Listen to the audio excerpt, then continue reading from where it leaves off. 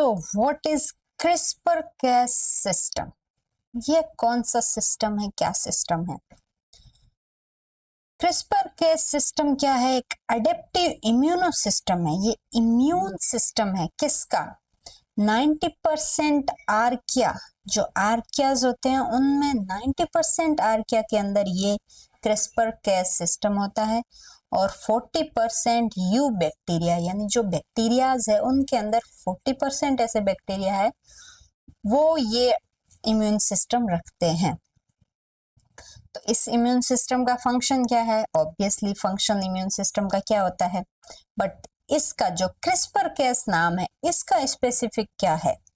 ये प्रोटेक्ट करता है उस सेल को इन्वेडिंग वायरसेस और प्लाज्मिड से। कोई भी इन्वेड कर रहा है वायरस या फिर प्लाज्मिड, ये बैक्टीरियोफाज से बचने के लिए बैक्टीरियाज ये सिस्टम डेवलप किए हुए हैं। Enable distinct between self and foreign DNA, और ये खुद का और जो फॉरेन यानी जो इन्वेडर है उनके डीएनए के बीच में डिफ्रेंसिएशन अच्छे से कर पाता है और फिर फॉरेन डीएनए को डिग्रेड करता है। और ये प्रोवाइड, इस वजह से ये सीक्वेंस स्पेसिफिक इम्यूनिटी प्रोवाइड करता है। जो डीएनए है उसमें सीक्वेंसेस होते हैं न्यूक्लियोटाइड के, उससे ये स्पेसिफिक होता है और ये स्टोर करता है जेनेटिक इंफॉर्मेशन को, और ये जेनेटिक इंफॉर्मेशन को अंदर अपने जो जीनोम है उसके अंदर ऐड करता जाता है। तो ये इंफॉर्मेशन स्टोर होती जाती है, जितनी बार भी फॉरेन डीएनए आएगा उतनी बार उसकी इंफॉर्मेशन वहां पे कॉपी करके पेस्ट करी जाती है, स्टोर करी जाती है। अब क्रिस्पर जो है उसका स्ट्रक्चर कैसा होता है?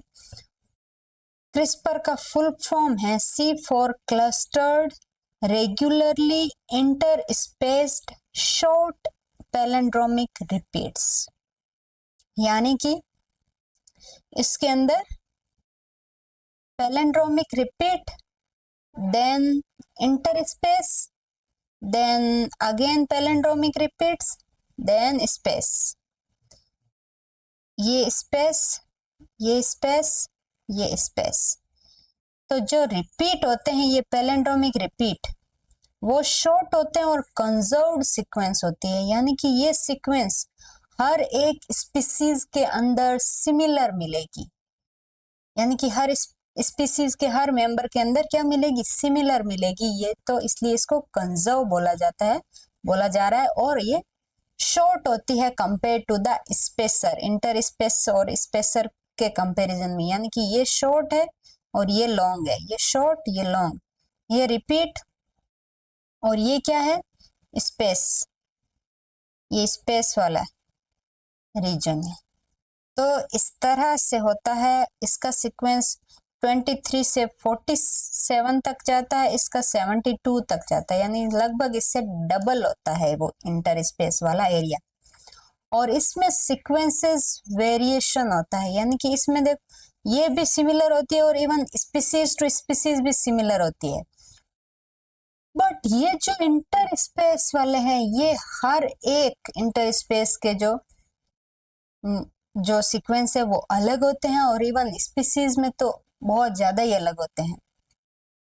और ये क्योंकि ये कहाँ से लिए जाते हैं? जो फॉरेन डीएनए, इन्वेडर डीएनए है उससे लिए जाते हैं। कोई वायरस या प्लाज्मिड इन्वेड करता है उसके डीएनए होते हैं, that's why they have that much of variation. Important feature क्या है इसका? स्पेसर क्या है? एक्ट करते हैं मेमोरी, मॉलिक्यूलर मेमोरी। ये क्या है? डीएनए है वायरस और प्लाज्मिड का, तो इसीलिए वो स्टोर हो रहा है। तो ये एक तरह से क्या हो गया? मॉलिक्यूलर मेमोरी हो गई। और ये क्रिस्पर एरे में भी मल्टीप्लाई इन जीनोम, और वो जीनोम के साथ साथ मल्टीप्लाई भी होते जाते हैं। देन इसी को स्पेस क्रिस्पर बोल रहे हैं, जीनोम को क्रिस्पर नहीं बोल रहे हैं। यही जो पार्टिकल है जिसमें रिपीट और जो वायरस का जीनोम है उसी जीनोम सीक्वेंस को या उसी पार्ट को, जीनोम के उसी पार्ट को ओनली क्रिस्पर बोला जाता है। Sequence of spacer highly diverse होती है, वो हमने डिस्कस कर लिया। Hyper variable even among the closely related strain, जो क्लोजली रिलेटेड स्ट्रेन्स होती है बैक्टीरियाज की, इवन उनके अंदर भी हाइपर वेरिएबल होती है, बहुत अलग होती है। इवन ऐसे लगता है कि ये कोई अलग ही जीनस का एनिमल हो। तो ऐसा क्यों लगेगा? क्योंकि वो खुद का है नहीं, वो अलग अलग वायरस से लिया हुआ है। देन स्पेसर एक्यूसेशन, यानी कि ये स्पेसर कैसे एक्वायर करता है वो बैक्टीरिया, मेमोरी फॉर्मेशन कैसे करता है। तो spacer originate from the virus और प्लाज्मिड डीएनए, और इसका फंक्शन क्या है? रिकॉग्नाइज एलिमेंट, क्योंकि ये जब स्टोर रहेगी मेमोरी, तो वो मेमोरी जाके जब भी कोई इन्वेड करेगा उसको जाके उस सीक्वेंस से मैच करेगा जल्दी से जाके कि ये सिमिलर है कि नहीं। और ये एक पार्ट में ये प्रोसेस चलेगा, दूसरे में वो जो भी इन्वेडर आ रहा है उसको जल्दी से इस क्रिस्पर में और आगे ऐड करेंगे और फिर उसको सिंथेसिस करेंगे उसका प्रोटीन, और जल्दी से उसके अगेंस्ट वो भी आके अगेंस्ट इसके लड़ेगा। तो इस तरह से ये प्रोसेस चलती है। तो सबसे पहले जो इन्वेडर को काउंटर करता है वो मेमोरी सेल ही होती है, या मेमोरी वाला जो पोर्शन है molecular memory of the spacer, वो इनकाउंटर करता है। ये हेल्प करता है आइडेंटिफाई द फ्यूचर इन्फेक्शन, और फिर स्टोर करता है तो फ्यूचर इन्फेक्शन होगा तो उसके लिए भी काउंटर करने में हेल्प होगा। Addition of new spacer expand immune memory, और नया स्पेसर ऐड होता जाएगा जैसे इनकाउंटर होगा ऐड होगा, चाहे वो पहले इनकाउंटर हुआ है फिर भी उसको एक प्रोसेस, ऐसे मैंने बोला ना, एक प्रोसेस उसको रिकॉग्नाइज करने में लगेगा, एक वाला उसको जल्दी से उसकी मेमोरी बनाने में लगेगा। तो ये प्रोसेस एक साथ चल रहे होते हैं। तो ये इनकाउंटर करेगा तो जल्दी अपने इम्यूनिटी या फिर जल्दी उस इन्वेडर के खिलाफ लड़ पाएगा। अब लीडर सीक्वेंस क्या होती है? Located upstream of the CRISPR locus, जो क्रिस्पर का लोकेशन है जीनोम के अंदर, ये मान लो क्रिस्पर का लोकेशन है, इसके लीडिंग सीक्वेंस में अप स्ट्रीम के अंदर ये होता है लीडर सीक्वेंस। ये इसका क्या कैरेक्टरिस्टिक है? ये एटी रिच होता है, इसके अंदर एटी रिच सीक्वेंस होती है, और ये प्रमोटर भी होता है इसके पास में, जो क्या करता है? कोई भी डीएनए सिंथेसिस या फिर आरएनए सिंथेसिस को प्रमोट करता है, प्रमोटर इनिशिएट करता है। और इसका रोल क्या है? जैसे मैंने बोला, initiate the transcription of the CRISPR Cas array, मतलब उससे डीएनए से आरएनए बनने में जो इनिशिएशन होता है वो प्रमोटर रीजन से शुरू होता है। अब केस जीन और प्रोटीन कौन कौन से होते हैं इसके अंदर? Located adjacent to the CRISPR Cas, यानी कि अपस्ट्रीम में तो हो गया प्रोमोटर या फिर लीडर सीक्वेंस, देन ये डीएनए, फिर एडजेसेंट में तो यही रीजन बताया, तो यहाँ पे होगा ये केस जीन, ये केस एंड प्रोटीन, इससे रिलेटेड जो भी प्रोटीन होंगे वो।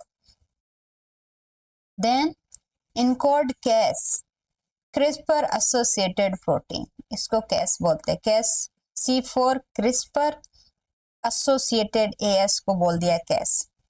और इस जो भी प्रोटीन और है तो साथ में इससे जो भी प्रोटीन है वो क्रिस्पर से एसोसिएटेड है, that's why it's called CRISPR protein, sorry Cas protein. Function of Cas protein के फंक्शन क्या है? ये एज ए न्यूक्लियस फंक्शन करते हैं जो डीएनए का क्लीव करेंगे, और हेलिकेज के जैसे काम करते हैं, जब ट्रांसक्रिप्शन होगा तो अनवाइंडिंग का काम भी करते हैं। ये पॉलीमरेज के जैसे काम करते हैं, जब डीएनए का सिंथेसिस होगा तब भी ये पॉलीमरेज के जैसे काम करते हैं।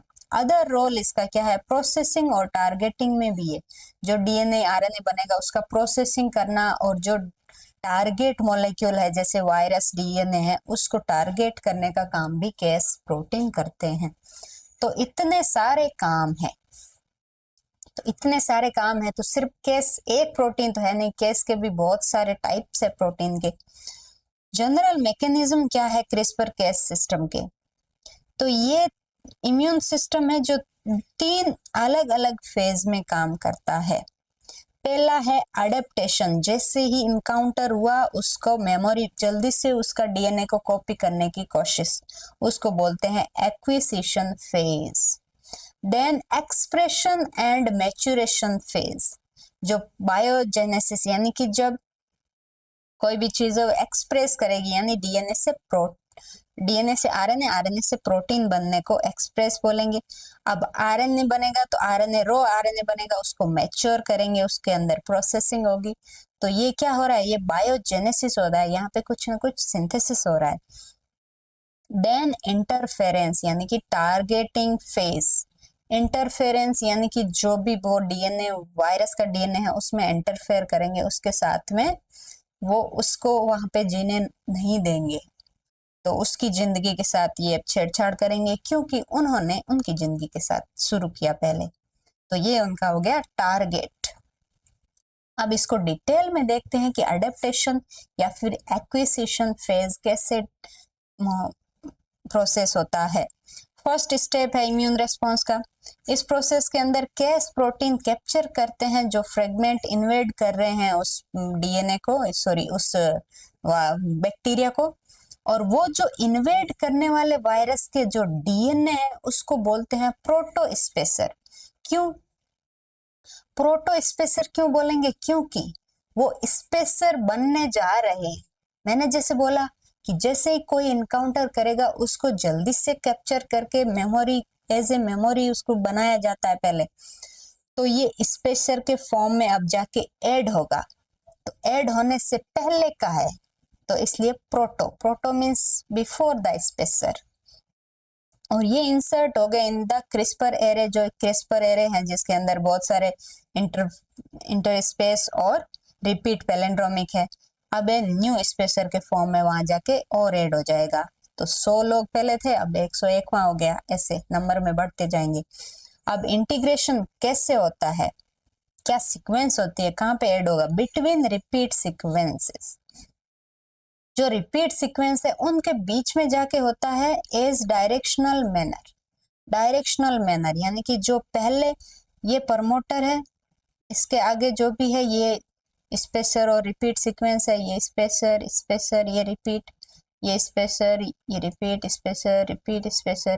तो अब देखो जो सबसे आगे है वो सबसे पहले इनकाउंटर किया था, ये दूसरे नंबर, ये तीसरा, ये चौथा, ये पांचवा।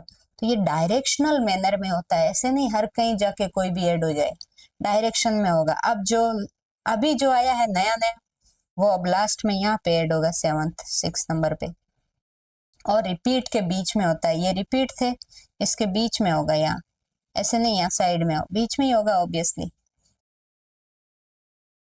अब है केस 1 केस 2 कॉम्प्लेक्स, ये नाम याद रखे आप, केस 1 और केस 2 कॉम्प्लेक्स। इसके अंदर क्या होता है, केस 1 के अंदर 2 चीज है, केस 2 के अंदर 1 चीज है, यानी कि ये दोनों उल्टा है, देख रहे हो। इसमें ये डाइमर होते हैं 2, इसमें डाइमर होता है 1, बस उल्टा है, 2 में 1 होता है, 1 में 2 डाइमर होते हैं, केस 1 केस 2। और ये क्या काम करते हैं कॉम्प्लेक्स फॉर्मेशन के बाद, केस 1 केस 2 अलग अलग प्रोटीन है, दोनों एक साथ आएंगे और फिर ये वाला काम करेंगे, जो जेनेटिक मेमोरी फॉर्मेशन है इन्वेडिंग एलिमेंट का, वो ये सारा काम जो न्यू स्पेसर बनाना, डायरेक्शनल मैनर में वो करना, रिपीट सीक्वेंस के बीच में जाके ऐड करना, ये सारा काम ये केस 1 केस 2 करते हैं। ओके, देन है expression and maturation, biogenesis phase. Transcription होता है, वही एक्सप्रेशन कहलाएगा। ट्रांसक्रिप्शन जब होगा तो उसको प्री सीआर यानी क्रिस्पर आरएनए बोलते हैं, प्रिकर्सर क्रिस्पर आरएनए, यानी कि अभी इसका प्रोसेस नहीं हुआ है, नया नया बना है। अब इनिशिएट जब होता है वो लीडर सीक्वेंस से होता है, जो हम ऑलरेडी देख चुके हैं। अब इसका होगा प्रोसेसिंग, तो प्री सीआरएनए अब मैच्योर सीआरएनए में कन्वर्ट हो जाएगा। तो each crRNA contain 1 spacer and partially repeat sequence. क्या मतलब हुआ, जैसे मैंने बोला ये क्रिस्पर का डीएनए था जिसमें रिपीट और स्पेसर प्रेजेंट थे। अब ये जो सीआरएनए बना इससे, है ना। सीआरएनए के अंदर सिर्फ ये वाला पार्ट होता है, ये वाला पार्ट, ये वाला पार्ट, है ना। तो ये वाला पार्ट मतलब एक तो स्पेसर है इसमें और थोड़ा बहुत आसपास का पार्शियली रिपीट है, सारा तो आया नहीं क्योंकि आधा दूसरे वाले स्पेसर के पास चला गया।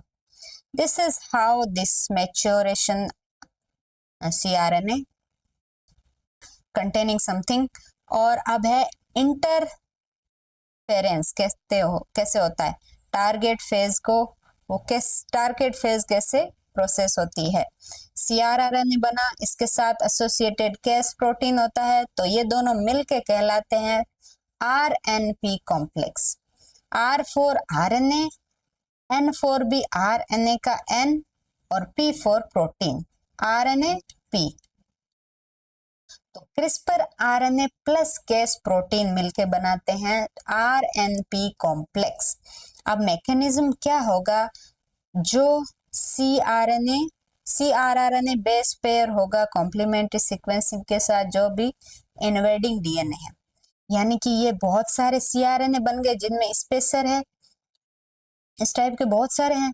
तो ये क्या है, ये एक तरह से कॉम्प्लीमेंट्री है, जो पहले इन्वेड किए हुए डीएनए हैं उनके, जो पहले वायरस डीएनए जो इन्वेड किया उसकी कॉम्प्लीमेंट्री होंगे। तो ये जाके जो नया आया है उसके साथ कॉम्प्लीमेंट्री होने की मतलब पूरे हर एक जितने भी क्रिस्प सीआरएनए बने हैं वो सारे जाके वहां ट्रायल एंड एरर से काम करेंगे, और जो पूरी तरह से कॉम्प्लीमेंट कर जाएगा वो उसको इन्वेडर को वो वहां पे स्टॉप कर देगा उसके साथ में कॉम्प्लीमेंट्री बना के।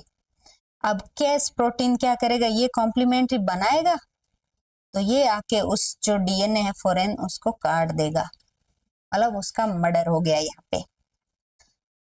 तो रिजल्टेंट क्या हुआ, डिस्ट्रक्शन हो गया, जो वायरस और प्लाज्मिड जीनोम वहां एंटर किया था और खुद का प्रोटेक्शन हो गया ऐसे। अब टारगेट का रिकॉग्नाइजेशन कैसे होगा और क्लीवेज कैसे होगा। सीआरएनए एक्ट एज गाइड मॉलिक्यूल, इसको हम गाइड मॉलिक्यूल बोलेंगे क्योंकि ये गाइड करता है कि देखो यही दुश्मन है, हमने चेक कर लिया है, इसी के साथ वो गुण मिल रहे हैं, कॉम्प्लीमेंट्री मिल रहे हैं। तो इस तरह से इसने गाइड किया, किसको गाइड किया, केस प्रोटीन को, to break down this molecule. तो recognition via complementary base pairing से हुआ, और टारगेट मॉलिक्यूल मोस्टली क्या होता है, डबल स्ट्रैंड डीएनए से होता है, यानी कि जो मोस्टली बाहर के जो डीएनए है वायरस के या प्लाज्मिड के वो डबल स्ट्रैंड होते हैं। That's why target molecule mostly क्या होता है, डबल स्ट्रैंड डीएनए होता है। बट कुछ कुछ वायरसेस क्या होते हैं, सिंगल स्ट्रैंड भी होते हैं, तो उनके अगेंस्ट में प्रोटेक्शन चाहिए।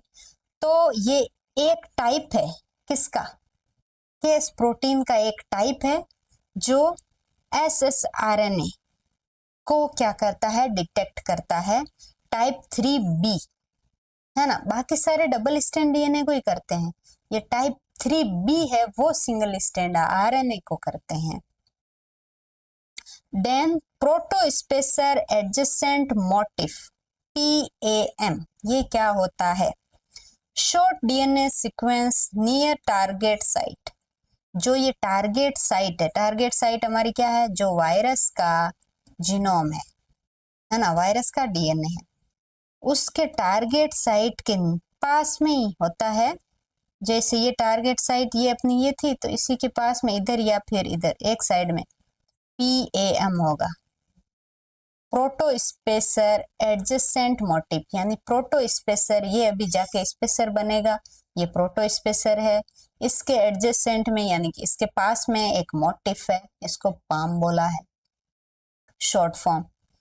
तो short DNA near short DNA sequence ही होता है, छोटा सा ही होता है। रिक्वायर क्यों होता है, क्योंकि ये इजी होता है टारगेट रिकॉग्नाइजेशन में, और क्लीवेज यहीं से शुरू हो, ये इजी कर देता है इस चीज को।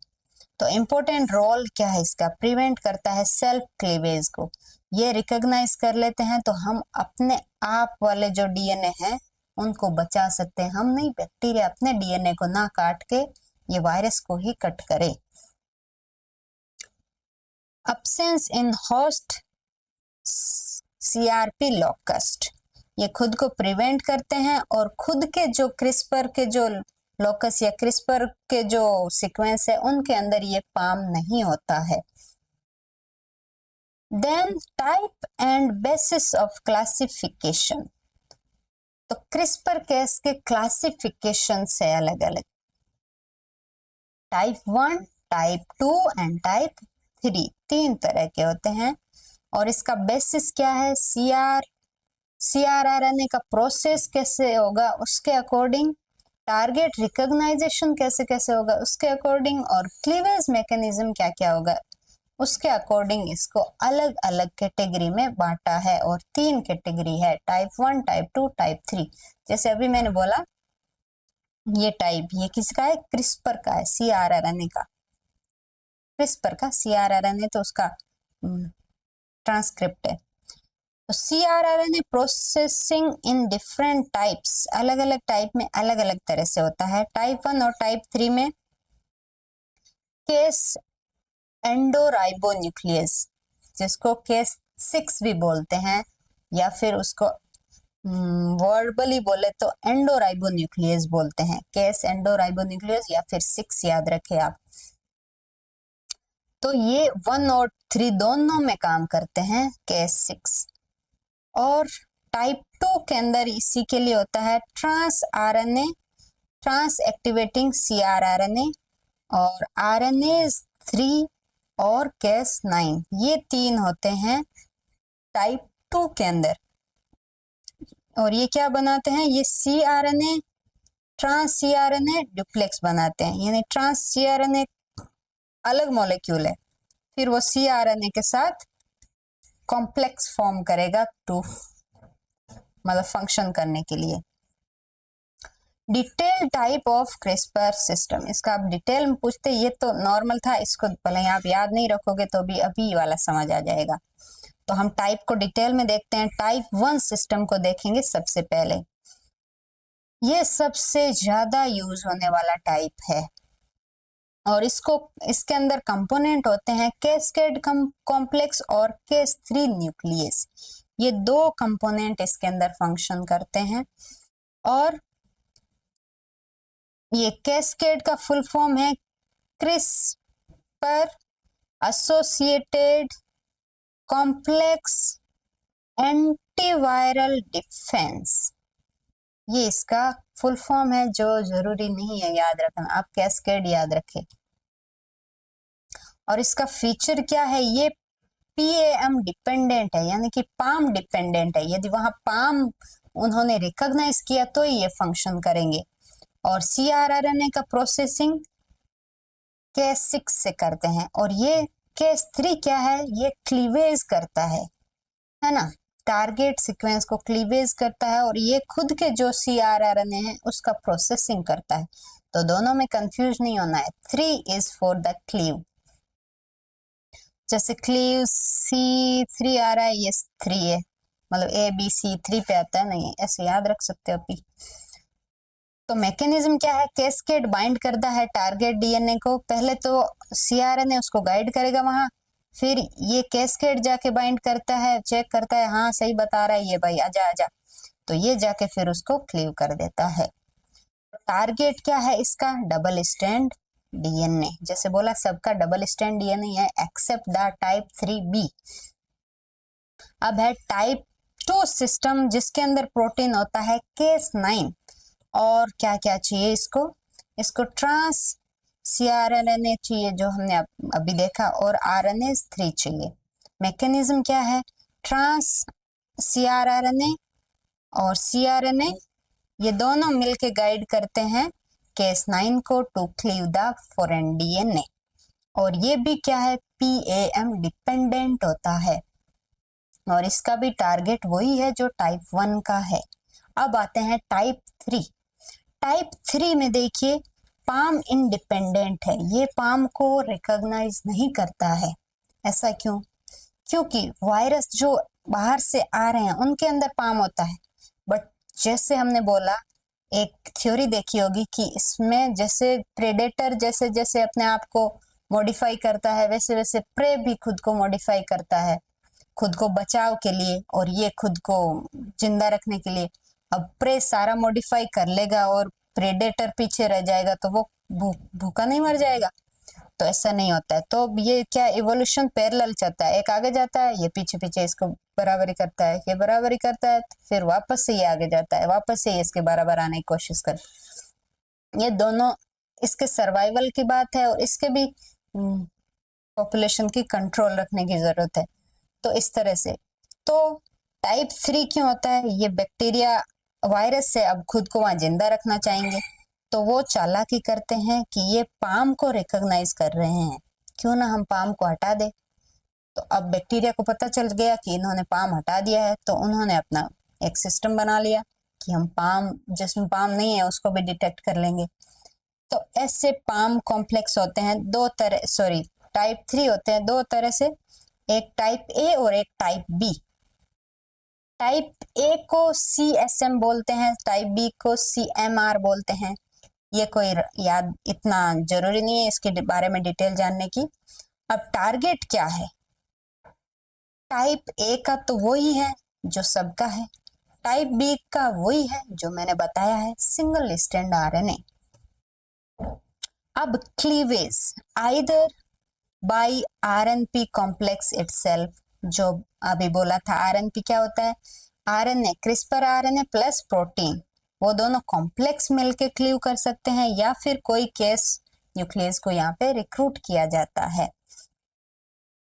तो ये था टाइप के बारे में। ये इसका देखिए टेबुलर फॉर्म में अच्छे से समझने के लिए, क्रिस्पर में प्रोसेसिंग, cRNA की प्रोसेसिंग के लिए जो टाइप 1 के लिए है वो केस 6 होता है, टाइप 2 में ये काम केस 9 करता है और इतने सारे और चीजें मिलके करती है, और केस 3 में ये 6 करता है।